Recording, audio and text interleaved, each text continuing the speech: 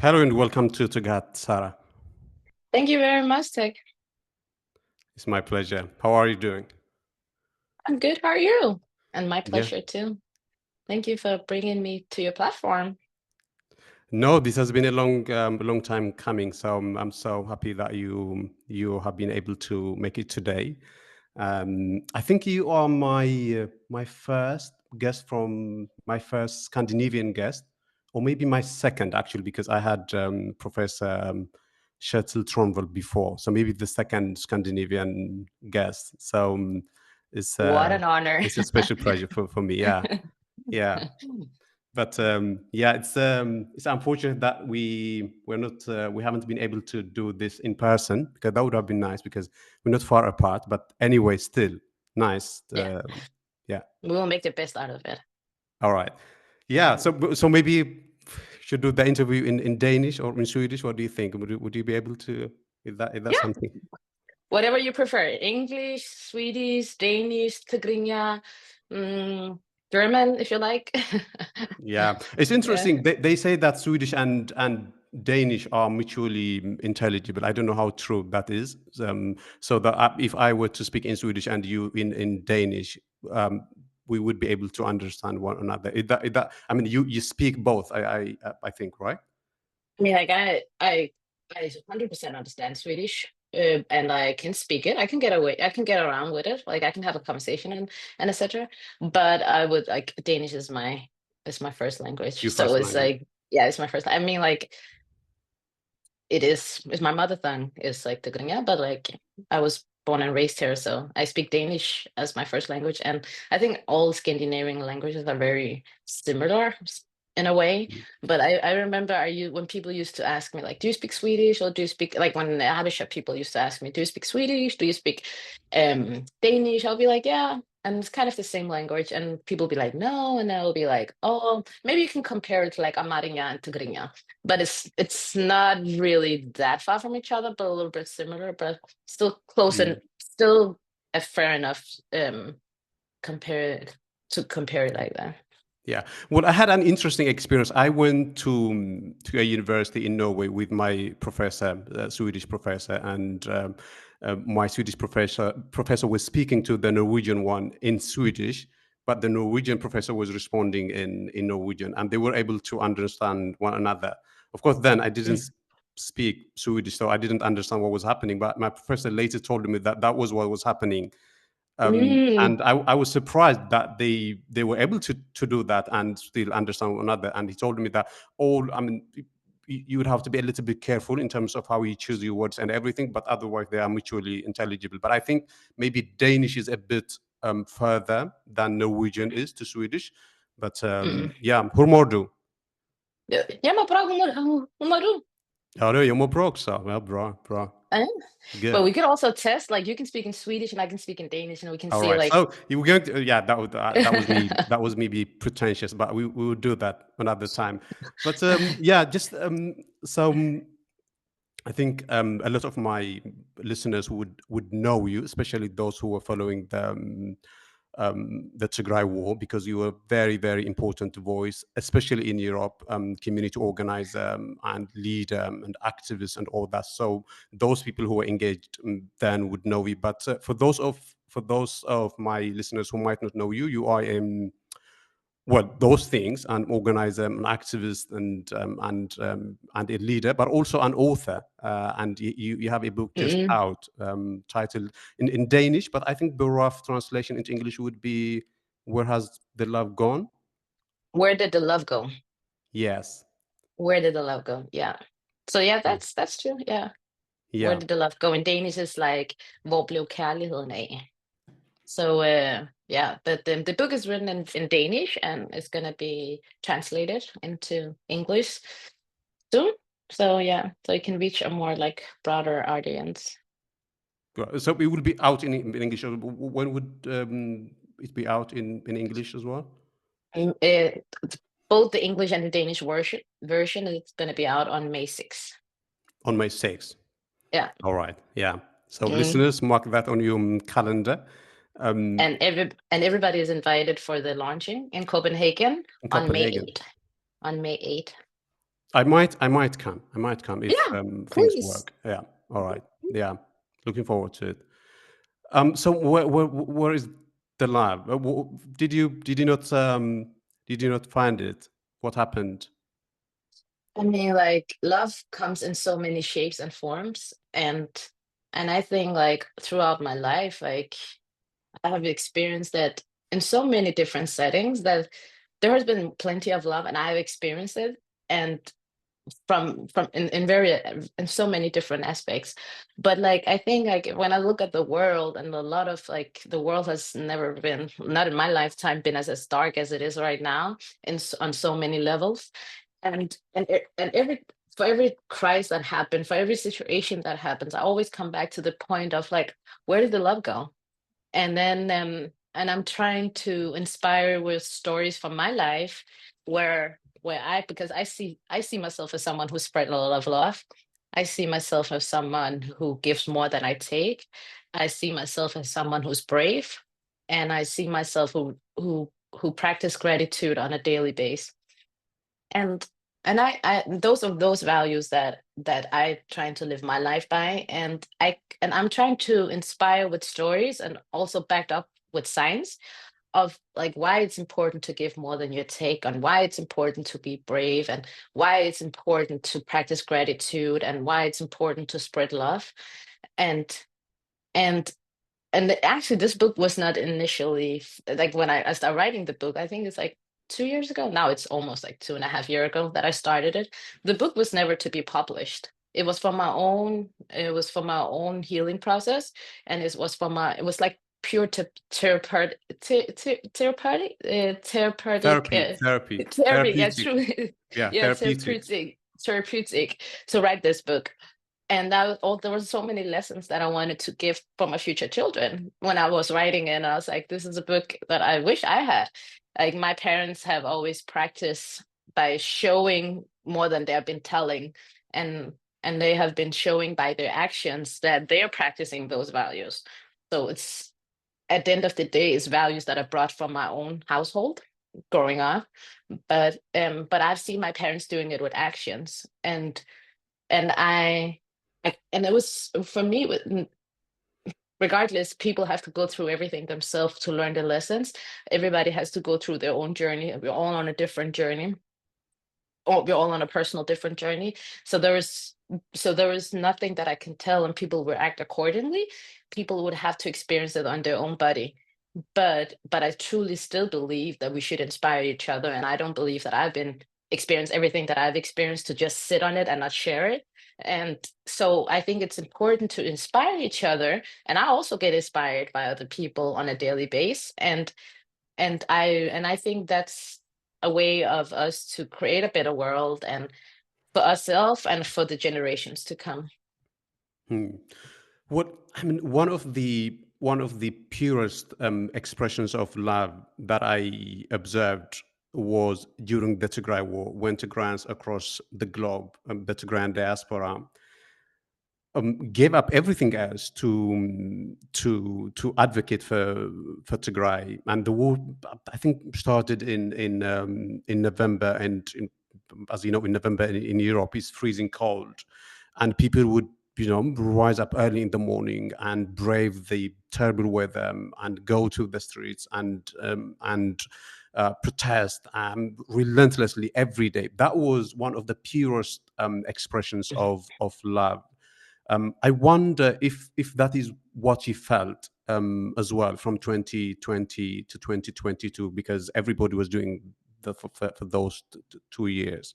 Is that something you experience as well in terms of the Tigray community and love? Definitely, I definitely experienced some sort of um I can explain that.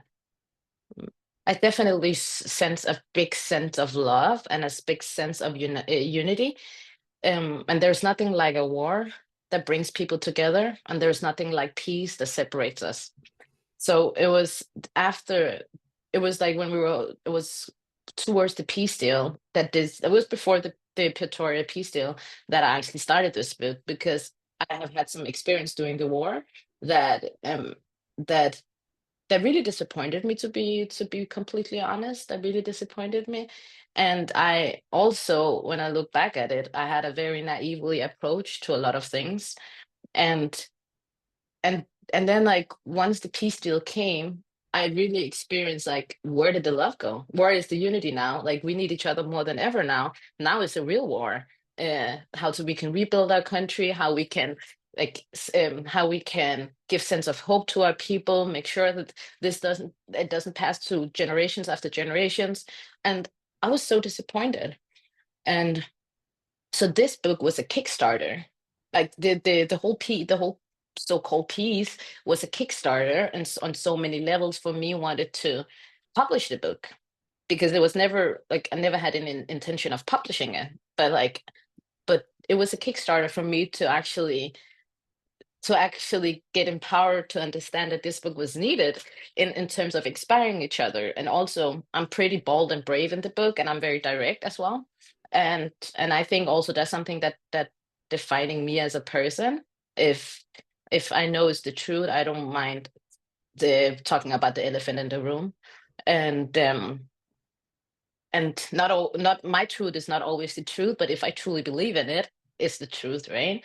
And so, yeah, it's like, it was very hurtful, to say it the very least, to see how the piece kind of separated us in a way. And also, I was left, like, with a lot of questions, like a lot of identity cries happened afterwards. A lot of, like, helplessness, like, because there was the unity during the war. So it's like you could come up with an idea and everybody will be on board, right? And and I sensed, like, afterwards, like, people were tired. People were tired. People were not really up for, um what we're like, people just wanted to move on. And that's what I sensed, right?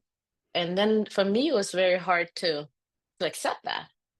And I understood that, okay, I was alone. Not that there's so many people out there still fighting in so many different ways.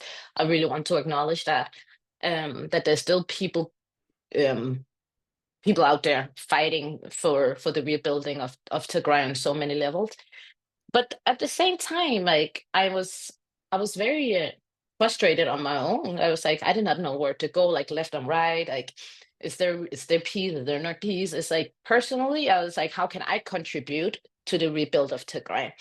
I I tried to create events post-war to create awareness, to bring people together. How can we rebuild Tigray? I tried to create some, and I created a big event back in 2022, actually on the day of the Pretoria peace deal.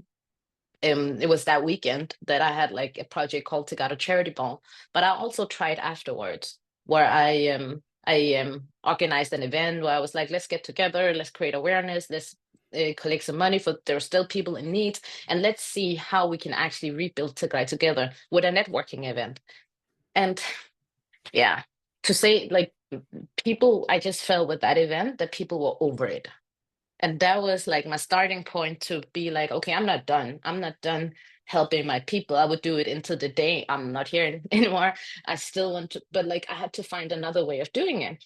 And then, like, okay, let me at least try to inspire people to get the empowerment to do things to do something for Tigray. And then, like, also to got a charity ball, an event that I created back in 2022, where I took 6 months out of my life to create this project. I would say that that also came out of frustration. That project was also created out of, like, a frustration. I was like, I'm going to all these demonstrations. I'm posting every day on social media. I am talking to different politicians, officials, trying to create awareness, trying to do things. And I say, like, I didn't see any change. And I know good things takes time, and I should have maybe been a little bit more patient in that process too. But I had too many experiences with bad experiences with, like, I don't feel any changes. So I was like, let me try to do something else. Let me try to recreate my activism, or so-called, yeah, let's call it activism, right? Let me recreate my way of doing activism. And then I tried to put on what I'm good at, like what I can contribute with. I'm trying to put all of that in a cocktail, in a little cocktail, and I shaked it, and I was like, okay, let me do an event. Let me do an event, not just a party where people come, listen to a singer, party all night, donate some money for Tigray, and then we see each other again next weekend. That's not what I felt was gonna be sustainable on the long run. So I wouldn't like to create that kind of event. I wanted to create an event that had more meaning, that had more depth, and that could live on for a long time. So it was also created out of like frustration, right? The same way with the book, the reason why I decided to publish it was after me trying to do something post Pretoria Agreement. I created an entertainment agency where the initial idea with it was to create events, and then like 50% of from the revenue was gonna go to my dream of building a woman all woman business school in Tigray. So I started that company together with my cousin, and then our first event, that was when I realized this is not the way of doing it, because there people were over it, and the people were not really attending it, and the whole like Palestine, the whole Gaza and Israel war was happening at that time. So I was like, okay, this is not my way of doing it. I need another way of inspiring people. I need another way to empower them. And I believe that I have had enough experiences. I have believed that I had something to contribute with the experiences that I've had.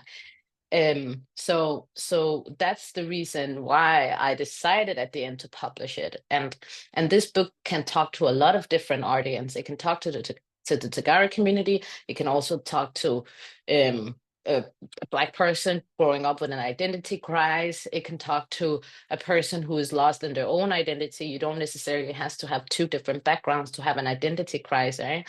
It can talk to someone who wants to contribute more to the world, someone who but doesn't necessarily know how you can contribute. You don't have to create a big event. It can also just be that you're nice to your neighbors, or you can help your neighbor, or like when you see someone falling, that you go and help them. It's like it doesn't have to be always big. It can also be like in the smaller scale. So the target group for the book is many, but like I would say that experience with with the Tagada community being over, like kind of over the whole like war, was the kickstart of me publishing it. Hmm.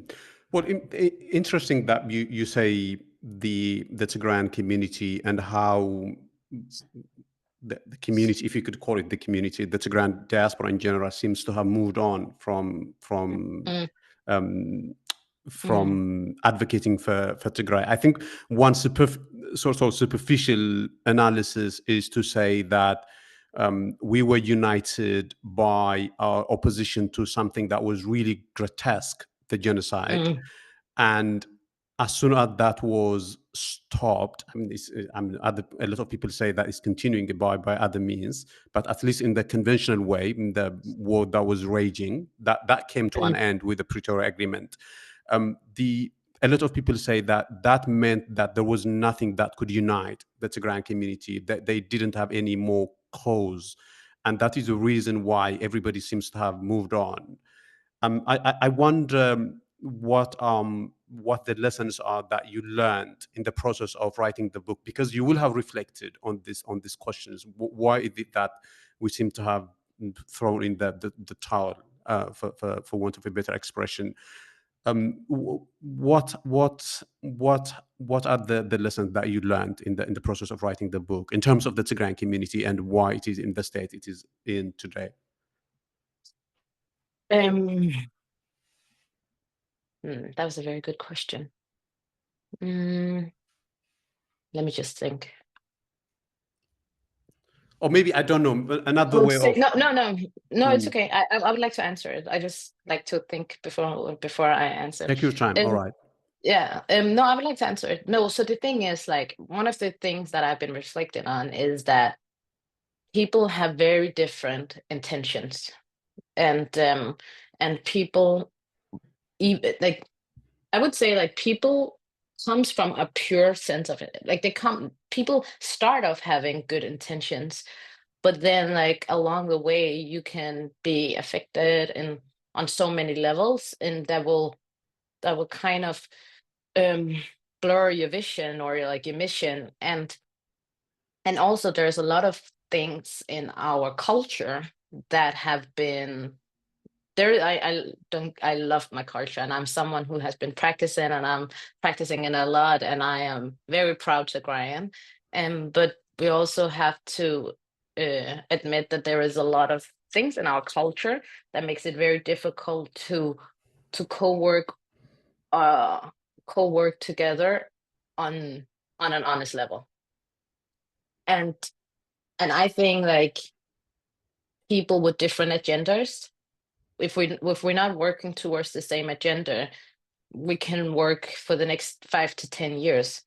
So it's like bringing everybody around the table who has pure intentions, and who also respect other people's views more than they just want to be heard. Hmm. I don't know if it made sense. No, it does. It does. Mhm. Yeah, it does. But sort of related to that, and another thing, but I just want to sort of to hear what your reflections are, because these are conversations that a lot of the grants in the diaspora having, because they are important. But one thing they say is that during the war, for instance, the leadership in terms of the big direction was coming from Tigray, from the TPLF leadership, if you could call it leadership, and many people would take exception to that, from the TDF, and from the general understanding that we had then. But as soon as that was taken away from us, as soon as that was sort of pulled away from us, people in the diaspora was left with nothing. So that we don't now have a sense of direction. And if you don't have that, of course, there is nothing that you could do. You just you stay at home. Is that something that you also um, sort of sympathize with, the view? Yeah, yeah, I do to an extent, but I also want to say that we can use that as an excuse for not doing something. Be a leader in your own activism, in your own journey. Be a leader. Like you can still change things. Like even if you change something in a small little village in Tigray for 10 people, you don't need a leadership to do that. There is enough things in Tigray that can be done. There's enough Tigray that can be held without you need a leader. So if we already accepted the fact that we don't have a leader to show us direction, okay, what can we do from there? Like be a leader in your own, and be someone who can even just have a conversation with like your close friends in the diaspora. I'll be like, okay, what can you do? What can I do? Like together you can create, like find someone that you share like-minded people, find someone that you share the same values with, and then like you can change things from there. I mean, like we can't just sit back and wait for our leaders to figure it out, like while people are dying in our hands. Like but I understand where those feeling comes from, because I've been there myself. But we can't just lay, lay back and be like, yeah, I'm waiting for the leaders to figure it out. I don't believe in that. Mm-hmm. What another sort of related issue that you mentioned is that you said that writing the book was very therapeutic for you in terms of coping with the toll that the war would have taken on you. And I think a lot of people would relate. I mean, of course, not everybody has written a book, but a lot of people, Tigrayans, have had to find a way to cope with that, to find a way of healing. But maybe if you could speak a little bit in detail about what do you mean when you say it was therapeutic? If you could share that experience with us. Yeah, I mean, I'm someone who has been going back and forth to Ethiopia, and I was someone who was a lot ever since I was 16. I've been living in Tigray. I've been living in Addis Ababa. I have been done a lot of different projects. I have been working at the embassy as for 7 years as a youth ambassador for Nordic countries. I'm someone who had I was really proud of being Ethiopian, to be completely honest. I knew where I came from, and I knew that I was very like that there will be no Ethiopia without Tigray because of all the history. So I was very proud of being Ethiopian. But like, so a lot of the therapeutic part of writing my book was also trying to find my identity again. Like, who am I now? Um, and like, who am I with this? Because regardless of everything, like this also goes against my values. I don't believe that you should be like um isolated by yourself and not be able to co-live and coexist and respect everybody around you. That's like a core belief in me. So it was like very hard to find out who I was after all of this. And I also think like during the war, I didn't take my own identity crisis serious because I felt like I was in the back, right? There was a lot of people that should be considerate and be not, but not me. I'm in a safe country. I have more than I need, and I shouldn't. I was ashamed to feel a little bit for having an identity crisis during the war. But those, if you don't deal with it, it just like gets bigger and gets bigger because you will you have to I have I'm someone who would still I'm still dealing with it on a daily basis, and I'm still fighting it, but I'm getting to a better place for every day that goes. And and also writing the book helped me a lot to kind of frame like who was I before the war, who was I after the war, and also made me understand a lot of people too. And there's actually the book was in Danish. I wrote the book in Danish, but there are some of the parts of the book that I've been translating into English because we talked about if there was anything I wanted to share. And I think there is a part of it that would make sense right now in this conversation. If Brilliant, brilliant. if you allow me to read it. Absolutely. Okay. Actually, this is like the first I got the first draft of the book right here.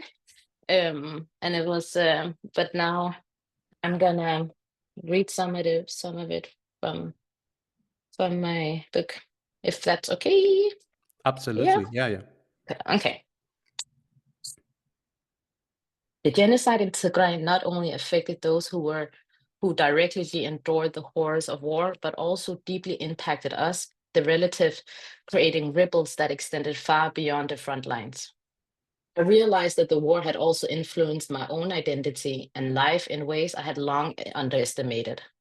My happy place was suddenly transformed, leaving me with unsettling question. Was I from Ethiopia or Tigray?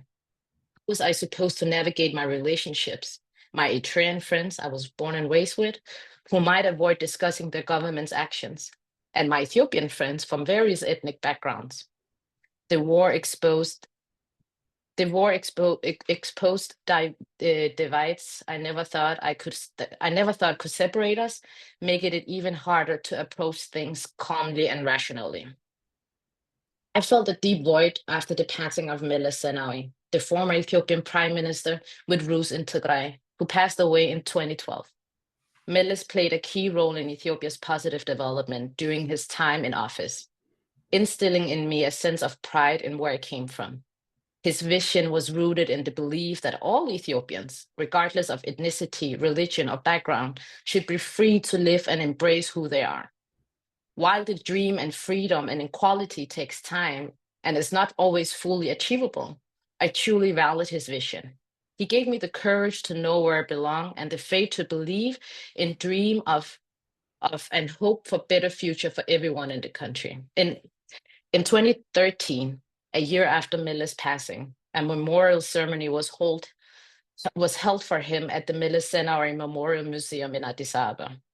As a youth ambassador for the Ethiopian embassy to the Nordic countries, I was invited to attend alongside ambassadors, ministers, and international representatives.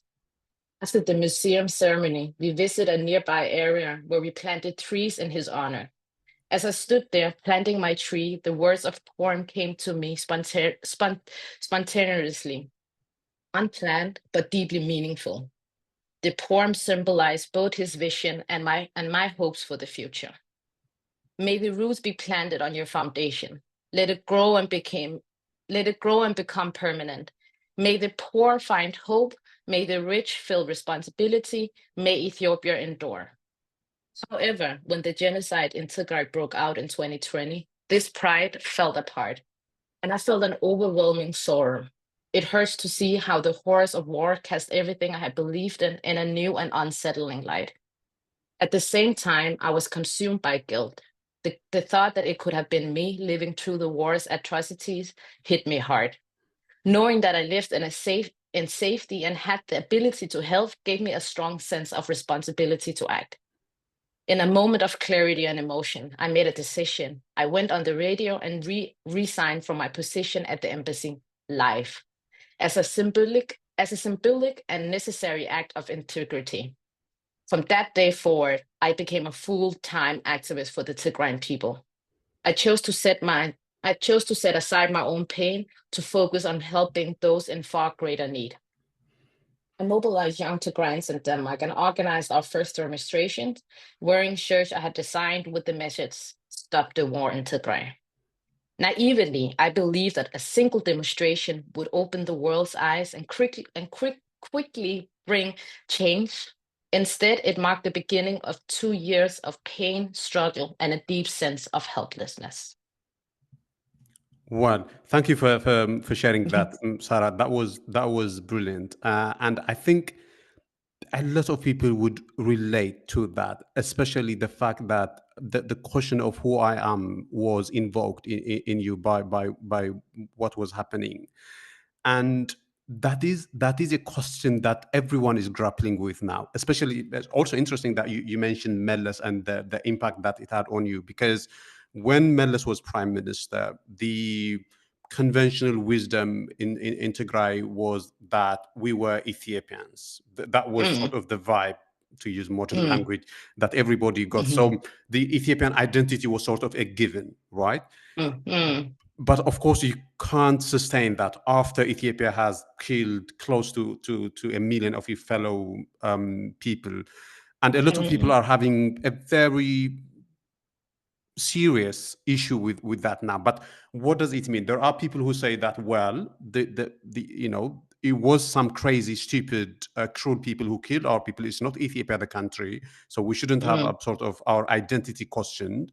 And mm, there are some people that who say that, oh, actually the genocide is part of the identity of the country of Ethiopia, and as part of respecting ourselves, as part of respecting the people who died defending Tigray, we shouldn't identify as Ethiopians, and a lot of things in between.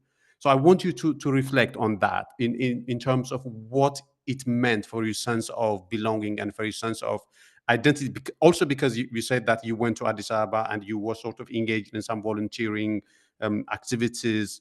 So, what, in practical terms, what do you mean when you say that you questioned your identity and your sense of being?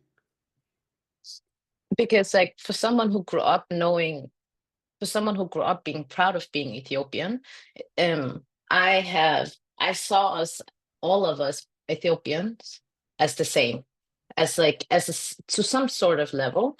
So I wouldn't treat like anybody differently, like just because you came from another ethnicity or religion, or said like no, just another ethnicity. I would never treat you differently.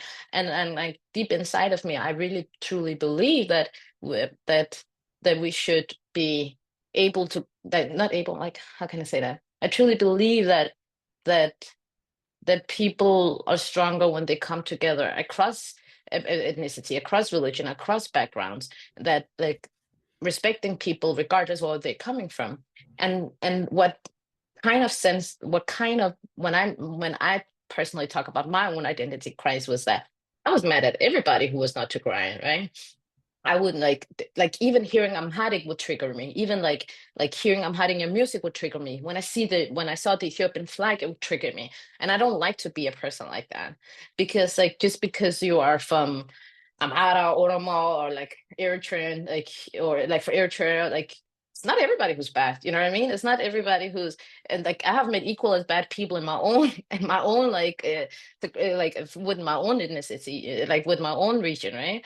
So it's like So it's like kind of understanding that, okay, this was not put on like it's not the whole region. And it was like it was hard during the war because I was controlled by my emotions, to be completely honest, more than I was controlled by my like by controlled by being rational, because I was so hurt what was happening to my people.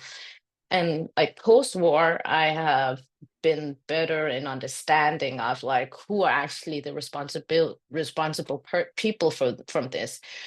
How can I still co-live with my people? But like with people, because at the end of the day, people is God's children. Everybody's God's children. So like, how can I live with that?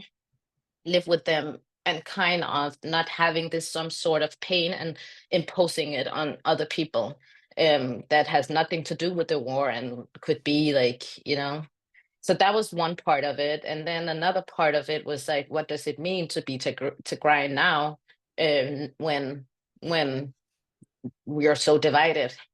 Um, and I am gonna be, and I don't really have an answer to that yet. I'm still in a process of like trying to find my position in that, like with this whole new, um, yeah, with the whole, like with everything that's going on back home, and also because like there is such a divided leadership right now, and the country is being divided into two, and I was like, and I'm like, yeah, so I'm still in a process, to be completely honest, but I would say that I have come as far as to understand that having a focus on the responsible people more than the people in the respective like the different regions, if yeah.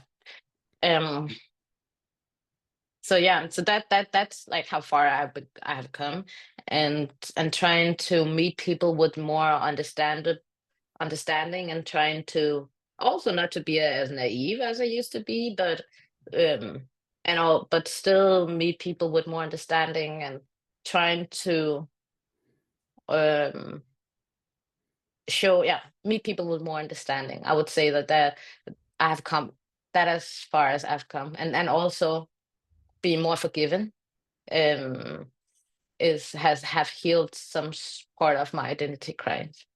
Hmm. Well, I think it's fair that these are issues you are still processing, because they are very, Mm, very difficult, and it's mm, the typical struggle between heart and head.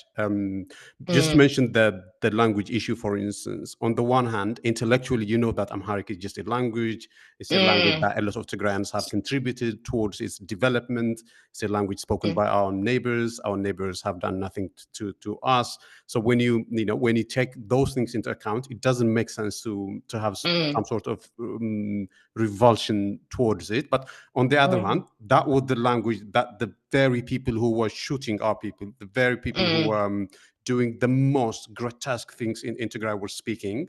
And you mm, can't dismiss that. It's only legitimate mm. that you have a degree of revulsion towards it. And how do you reconcile these things, and what do they mean to your sense of identity? I don't think anybody has any sort of clear worked out answers. A lot of people are going to have a lot of questions for a long time. So it's only reasonable that you are still um, Yeah, but grappling with them. I would say, like as I said, it used to trigger me. But like when I came more out of it, and like my emotions were not controlling me as much as it used to do during the war, I was more calm, and I could be like, okay, Sarah, it's just a language. I mean, like, and okay, Sarah, it's just a flag. It's the flag that you trigger was even a flag that was invented by people that you at that time, I believe in the whole federalism. And so I was like, I could talk myself into sense, and I start listening to Amarinya music again. It used to trigger me as well, but now I can separate those two. I can separate those things. And I think that's a huge uh like milestone for me. Hmm. Mm, Hmm. But I mean, if you could speak about the issue of identity crisis more broadly, Sarah, mm, because also before we started recording, I mentioned to you that that was one of the things that I want to talk with you. Um, it's not identity crisis. The whole thing is not something that I could really relate, because I grew up in Tigray. I didn't in Ethiopia. I didn't live outside of Tigray. So I feel like I simply don't have the experience that a lot of people who have lived outside Tigray in Ethiopia, and people like you who were born in Europe. I think you were born and raised in Copenhagen, in Denmark, more broadly. And when a lot of people say about identity crisis, it's not something that I could really connect to. Um, and if you could tell us a little bit, for instance, what do you mean when you said that you had some sort of identity crisis when you were 15, 16, and you managed to get around that by going to Tigray and living there for a year, and that gave you a sense of rooting, and then the war happened, and that sort of, um, I mean, it took away the Ethiopian identity that you had accepted. But what do those things mean? Tell us a little bit in detail. Yeah, so here, let me go back to when I was 15 years old. So here in Denmark, our school system is a little bit different. So from 1 to 9th grade, you just pass. And then if you have good enough grade, you will get into high school. And then when I graduated from 9th grade and I was about to go into high school, my parents and I decided that they wanted me to go to a private high school. So I went to a private high school, and then when I went to the private high school, I was like the only Black girl. It's the only Black girl, and I grew up with parents who gave me a lot of freedom to figure out who I was. They never in their life talked about like, uh, this, you have to be like, you're coming from Tigray, you're Tigrayan, you're Ethiopian. Like, they never imposed those values on us. They wanted us to find out ourselves. And if I had any questions, I could come and ask.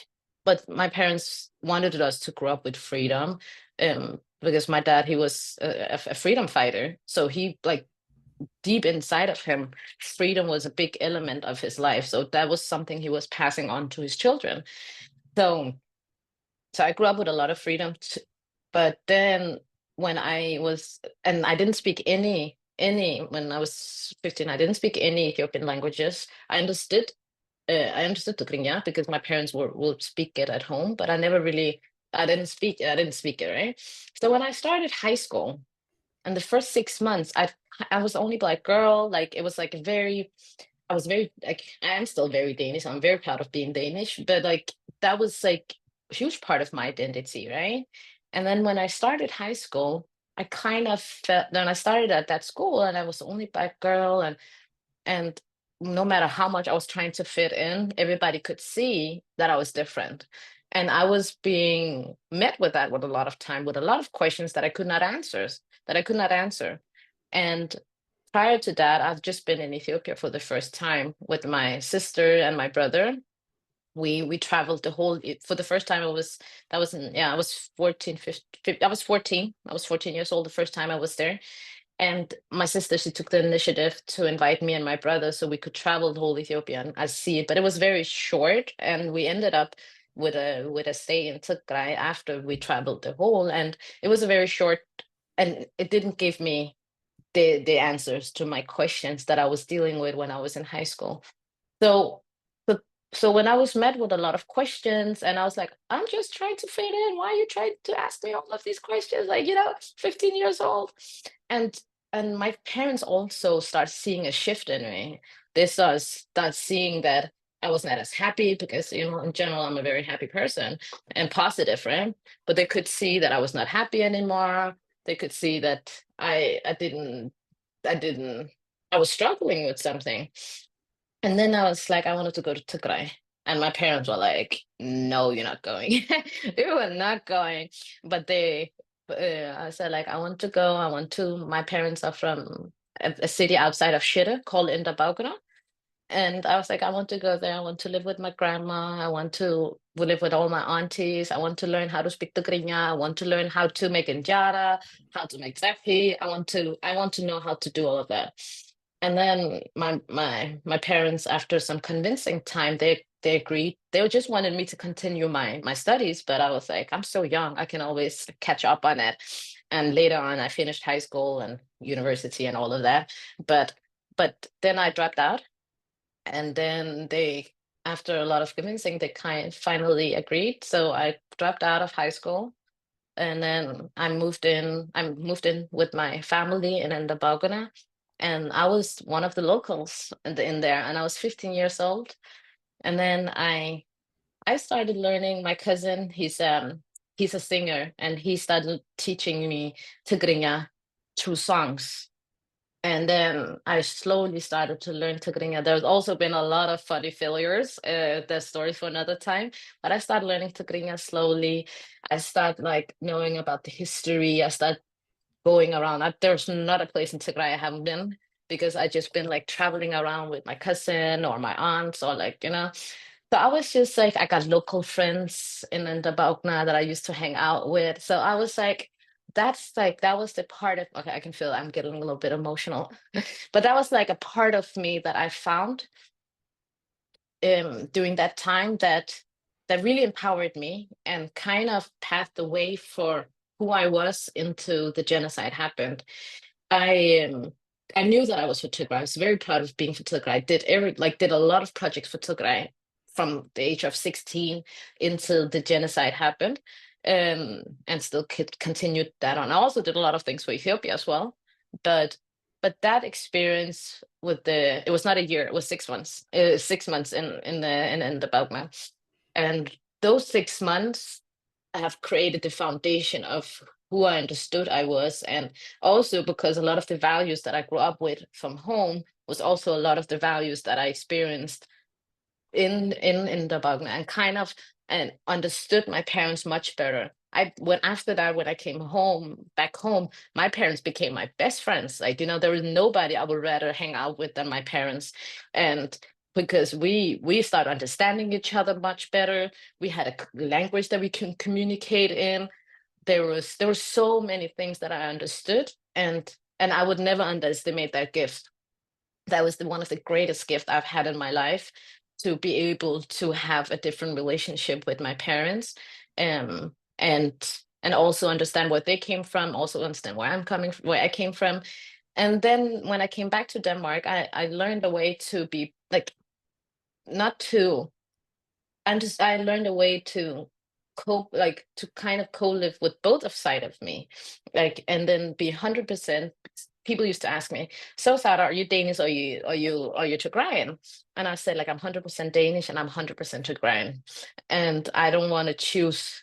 I don't want to choose between them, because I'm equal as proud of being from both, and and being Tigrayan means something else to me, and being Danish means something else to me.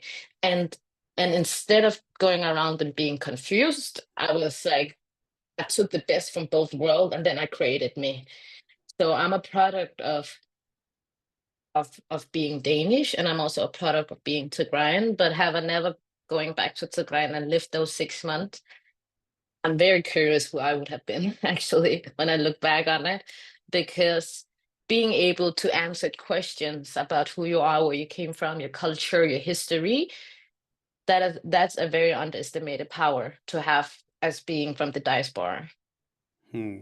Well, it's interesting you say that you are 100% Danish and 100% Tigrayan, and I think that's a good point, because some people think that in order for you to be something, you have to reject another thing, but you have the Mm, capacity to be a lot of things at the mm, same time, and it's not contradictory to be 100% Danish, and actually it would be disrespect to the country if you didn't identify as Danish, given that that is where you mm, were raised, and then the mm, Tigran is that is where your root is, and you can become a lot of other things as well. But I think generally, when I talk to grandparents in the West, um,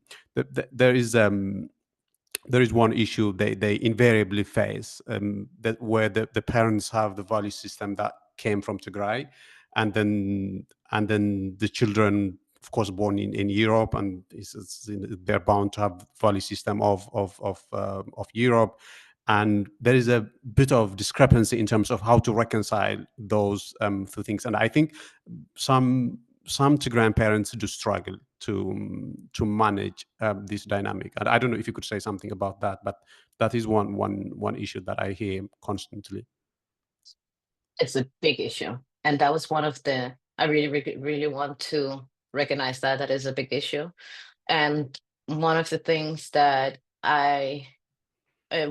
one of my work with the embassy when I was working at the Ethiopian embassy in Sweden and being the youth ambassador to the Nordic countries, one of my job was to get the youth closer to their roots, trying to understand like where they came from, and like helping them, because like I felt like I got a big gift, and I was like, everybody needs this gift, right? Like, why am I sitting on this knowledge alone? Like, how big of a difference it can make for people. So I was trying to encourage people to go back, to know their roots, inspire them with how they can go, because at that time Ethiopia was really booming with the economy and etc. And also trying to um, promote the opportunities in the country and like trying to make it more attractive to the youth. But like later on, I learned that that's not the right place to start. The right place to start are with their parents. Like, and then like the knowledge and that experience that I have, of course I can inspire the youth, but like they can learn whatever they can learn whatever they want to learn. But if their parents haven't learned the same lessons, it's hard for them to kind of coexist in a way when it comes to that issue. So I learned that it's not with the children that the second generation, it's the first generation that I should reach more out to, because as equal as the parents wants to be understood, the children also wants to be understood. So, and I think we coming from a culture, my mom, I had a conversation with my mom not a long time ago where we talked about this, and where she said like I have my parents, they've been married for like 40 plus years, and then I have three siblings, right? And then like my mom, she had a conversation where she said like, wow, I wish I had the knowledge I had now when I was having you guys. And when she said that, she meant like when she came, she was like born and raised, and both of my parents were born and raised in Dabagna, and my older sister, she was also born there, and the rest of us was born in Denmark. And my mom, she said like when she refugeed to Denmark, he was like just like so amazed about like the smallest things, right? Just open a fridge, like with having milk, you can buy whatever you want. My dad was working, and she was raising children, and then like she was so thankful and like gratitude, like so thankful for the smallest thing. So and then like when we were born and raised here, those of us who were born and raised outside, when we are set out in a world where we see that there is an opportunity to live differently, we bring that same energy home. And and so it's like if you see of Maslow's the what is it called in English? Do you know the Maslow's needs pyramid? The No, pyramid no. of no, okay, there is like the pyramid of needs. It's called Maslow's. It's like a theory. Like I think he's a philosopher or something. And then what he like and then like on the basic level you have like food, drinks, like safety, right? And then you go further up, you go further up, and you go further up. And our parents were on the bottom. They were just Mm. happy with like bed, work, education, food. I mean, like, take it home. You know what I mean? Like that's what you hear all the time. And then like I think my parents learned a lot from me when I was going through the identity crisis, and that completely shifted a lot of the energy in the family, that like, oh, we should actually take this serious. Like, you know what I mean? It's like there is people out there who can like affect our kids to in a lot of different directions, to not be grateful from what they had, or not like, and they want like that's just like nature of any human being. We just want more, we want better for it.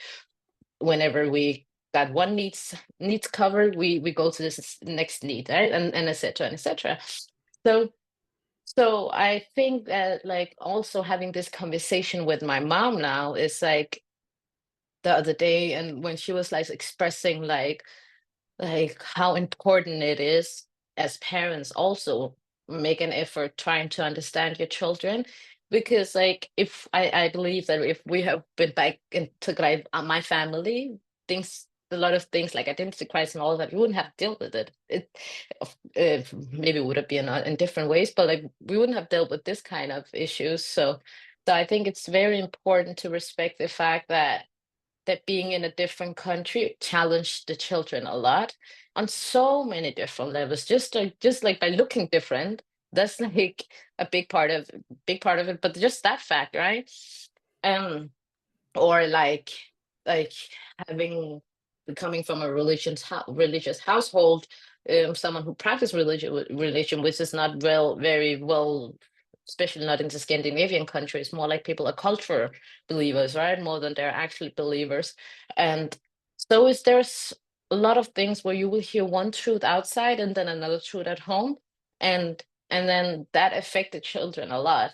So and later on, not only can it cost, and if and the ones that I'm feeling the most sorry for are the men, because we don't have a culture for talking about feelings and emotions, and and that passed on to generations as well. So the people that I feel the most sorry for are the men, and then like because they don't have the language for for their emotions, and then most of the time people don't even know what they're going through, and later on in life it can cause depression, it can cause identity crisis, it can cause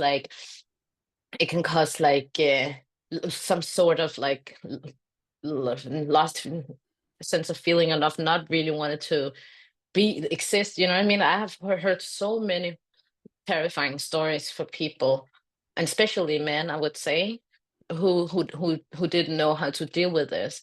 So I don't. I really hope for the generations to come that people will take this seriously, because like we always become better than our parents. 25%. That's proven by science, right? Like the cup is like, the cup always get a little bit more full from generations to generations.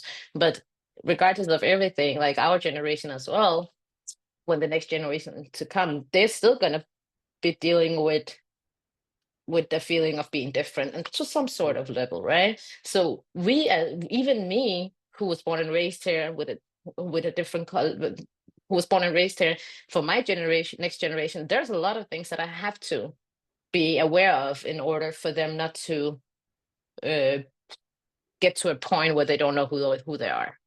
Hmm.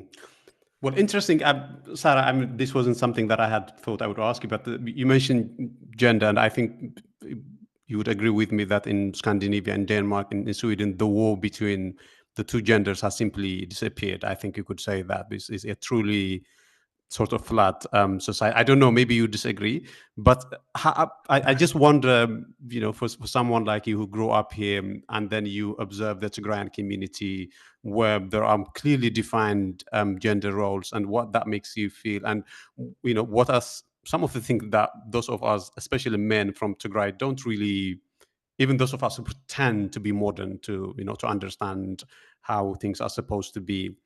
Um, surely there must It's be a very, something that you look and say, this is yeah, weird. And yeah. but I think it's a very it's a very sensitive topic, to be completely honest. And mm, but I think there has been, I believe in traditional gender role. Let me just be completely honest with that. Like I am as a Christian, and just like deep inside of me, I believe to traditional role to a level, but also like but I'll also say like there are so many dysfunctional things happen in the Tigrayan community, like in the, like not Tigrayan community, but dysfunctional, the picture of a masculine man in our culture, I would say, it's like it's passing on to generations, because and with that said, it's like most of the men growing up in our culture are not raised with, most like majority, I'm talking of my own personal experience, I could be wrong, but I'm saying like most of the people are not raised with a father figure who talks about emotions, who encourage vulnerability, like who appreciate vulnerability, and that those values are not not something I see the majority of the Tigrayan men are raised with. And and I see personally the consequences of that on a lot of levels. So I want to speak into the things that's working in our culture, all the beautiful things, but I also, just because it's the norm doesn't make it right. It's like, just because of the majority of the people are doing it, that's when it becomes a norm, but it doesn't make it right. And I see that there is too far many consequences of us not teaching our men that it's okay to be vulnerable, that it's okay to talk about emotions, and it's okay because I see showing vulnerability is a strength, more than in our community. Showing vulnerability is a sense of weakness.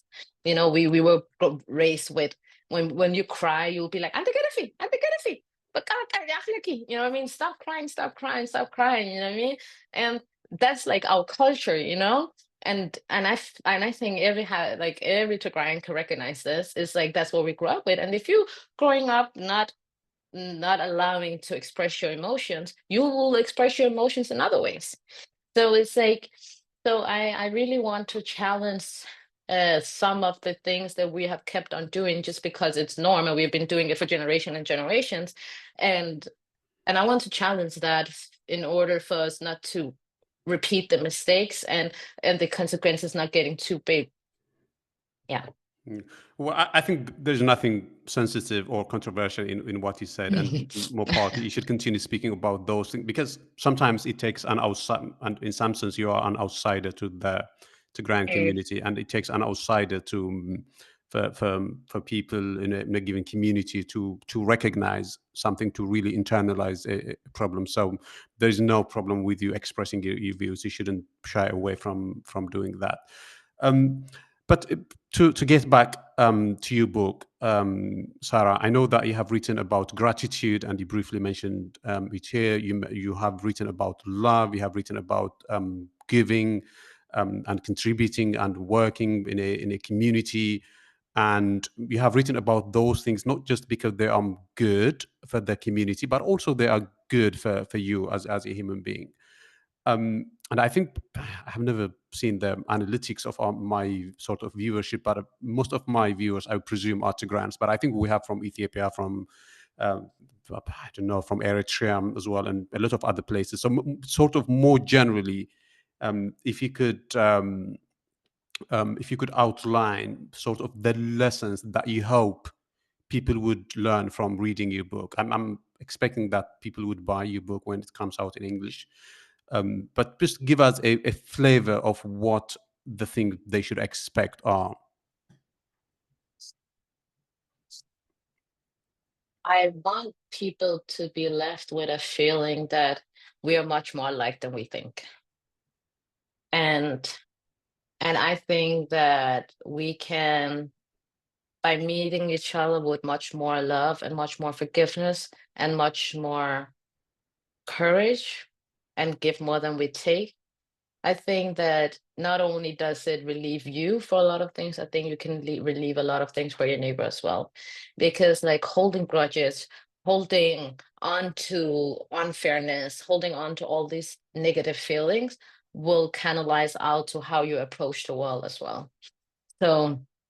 So, it's like, I want people to understand, not understand, but I want people to be left with the feeling that we're much more alike, and with that energy will be able to treat the people that you meet on your way with much more understanding, with much more love, with much more forgiveness, and then give more than you take.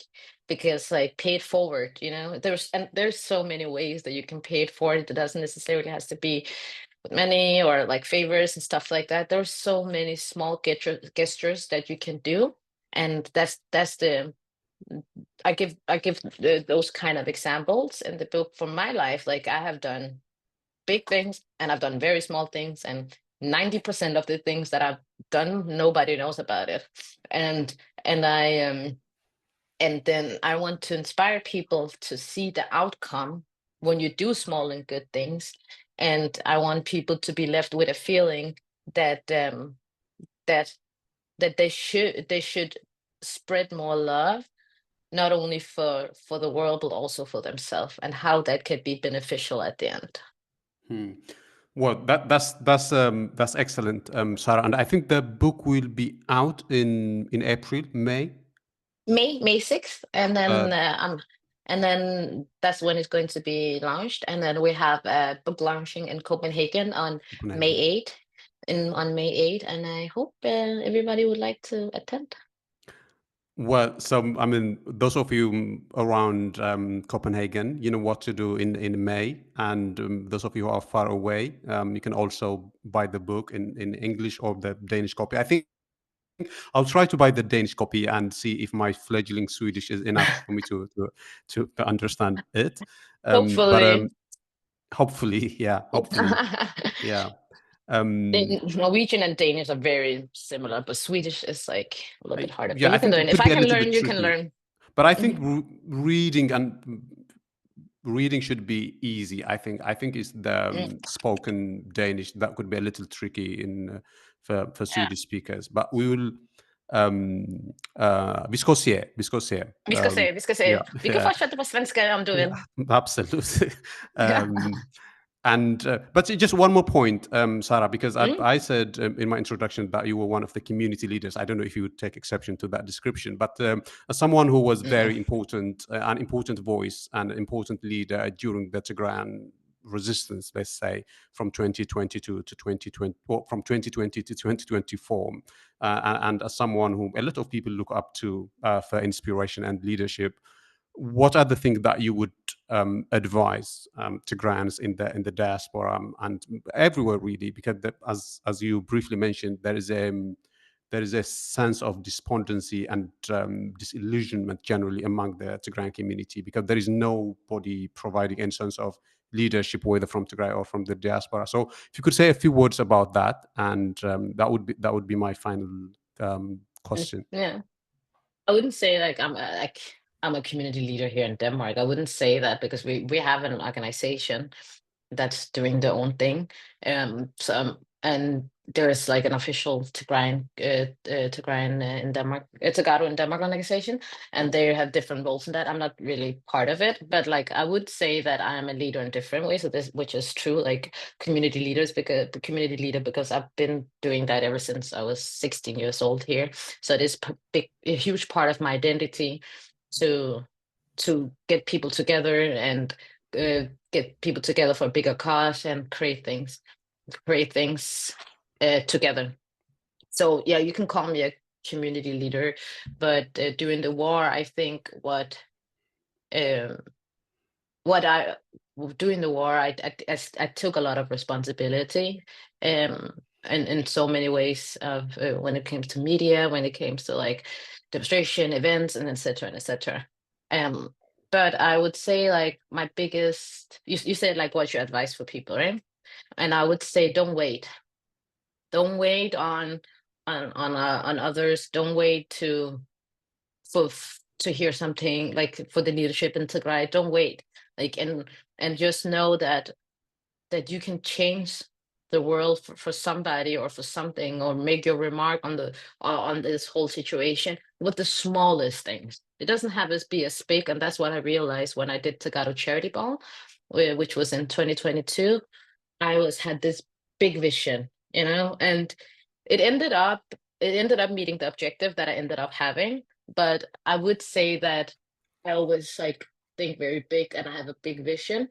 But later on, I've learned that it can be the smallest thing. It can be as the smallest thing of sending a book materials to a local school, sending pencils. It doesn't even necessarily has to be physical stuff. You can also just by having conversation with your local community. And then the last thing I want to say, be honest. Brilliant, brilliant. Well, I mean, tack så mycket för idag, Sarah. Thank you very much. My pleasure. If there is something that you would like to add, please do feel free. Otherwise, that was that from me.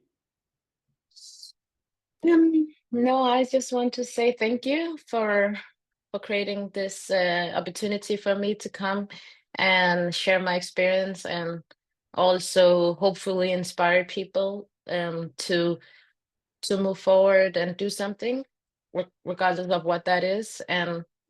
If and that also, thank you for giving me an opportunity to still help my people, because this conversation can be a kickstarter for a lot of things. And then at the end of the day, whatever benefit my people in Tigray makes me really happy. So yeah, thank you for that. And to everybody who's listening, please don't lose hope. We have been doing this before. We have been trying this before, and we came out on the other side, and we have built a lot of great things. And just please don't lose hope. Tigray still needs us, and the real war is now. Yeah, Anil, Sarah, thank you very much. Thank you for your time Thank today, and thank you you. for writing the book as well. And I encourage people to buy the book when it's out. I think it would be out in Europe, in the US. I guess. Yeah. It will be on Amazon, All right. so Yeah. you'll Brilliant. find it. Brilliant. Mhm. Thank you very much. Thank you much. I Bye-bye. appreciate it. Bye.